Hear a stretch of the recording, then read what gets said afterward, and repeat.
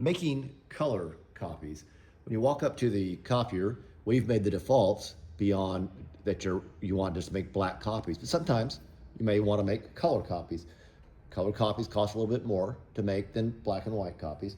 So here I have 3 originals. One's color, one's black and white, and one's color.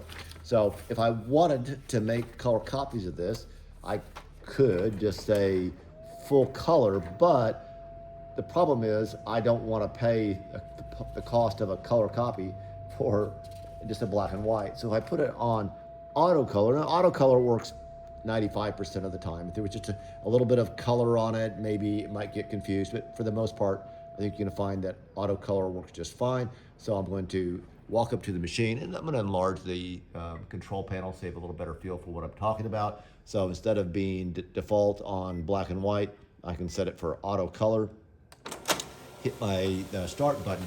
So when it feeds the color copy, it's going to make color copies. When it feeds, the black and white original, it's going to make black and white, and so on and so forth. So here are my documents. It fed in color. It sensed auto color. Here's black and white. That's just a black and white copy.